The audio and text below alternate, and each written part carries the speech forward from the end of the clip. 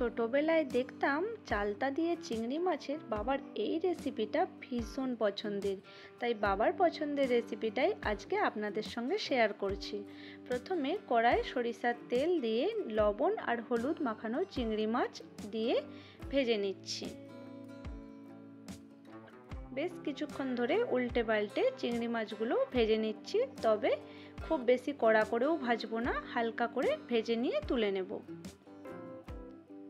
এইভাবে সবকটি চিংড়ি মাছ ভেজে নিচ্ছি। এরপর ওই তেলের মধ্যে দিয়ে দিচ্ছি ডুমো ডুমো করে কাটা আলু, আর তার মধ্যে লবণ দিয়ে আলুগুলো বেশ লাল লাল করে ভেজে তুলে নেব। আলু ভেজে তুলে নিয়ে ওই তেলের মধ্যে দিয়ে দিচ্ছি কেটে রাখা চালতাগুলো একটু বড় বড় টুকরো করে কেটেছি, যেহেতু নরম চালতার মধ্যে দিয়ে দিচ্ছি স্বাদমতো লবণ। চালতাগুলো নাড়াচাড়া করে নামিয়ে রাখবো। এরপর কড়ায় আরও কিছুটা সরিষার তেল দিয়ে তার মধ্যে ফোড়ন দিয়ে দেবো তেজপাতা, শুকনো লঙ্কা আর 5 ফোড়ন। ভালো করে 5 ফোড়নটা ভাজা হয়ে গেলে তার মধ্যে একটু মোটা করে কেটে রাখা বড় সাইজের একটি পেঁয়াজ দিয়ে হালকা করে নাড়াচাড়া করে নেব। তবে পেঁয়াজটা আমি লাল করে ভাজবো না। এর মধ্যে দিয়ে দেব লবণ, হলুদ গুঁড়ো, লঙ্কার গুঁড়ো আর জিরে গুঁড়ো। এরপর মশলাটা বেশ ভালো করে কষিয়ে নেব, আর যাতে গুঁড়ো মশলাটা পুড়ে না যায় তাই সামান্য একটু জল এর মধ্যে অ্যাড করে দেব। এরপর এর মধ্যে দিয়ে দিচ্ছি সর্ষে বাটা।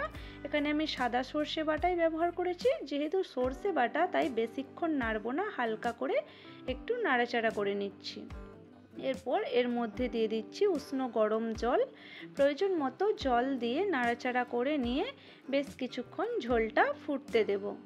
এই দেখুন বন্ধুরা, এই সময় আমার ফোনের ক্যামেরাটা একটু অফ হয়ে গিয়েছিল, তাই সে আলু যে ভেজে রেখেছিলাম সেটা ঝোলের মধ্যে দিয়ে দিয়েছি, আর আলুটা সেদ্ধ হয়ে গেছে। এরপর এর মধ্যে দিয়ে দিচ্ছি ভেজে রাখা চালতা আর চিংড়ি মাছ। চালতা আর চিংড়ি মাছ দিয়েও আমি ঢাকনা বন্ধ করে বেশ কিছুক্ষণ এটা রান্না হতে দেব, যতক্ষণ না চালতা আলু সব কিছু খুব ভালোভাবে সেদ্ধ হয়ে আসছে।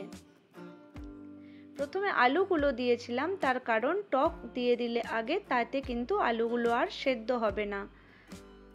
চালতা আলু সব কিছু বেশ ভালো মতো সেদ্ধ হয়ে গেলে ওপর থেকে কয়েকটি চেরা কাঁচা লঙ্কা ছড়িয়ে হালকা হাতে নাড়াচাড়া করে পরিবেশন করুন, দারুণ লাগবে খেতে। এইভাবে চালতা চিংড়ির রেসিপি বানিয়ে অবশ্যই ট্রাই করে আমাকে জানাবেন কেমন হয়েছে।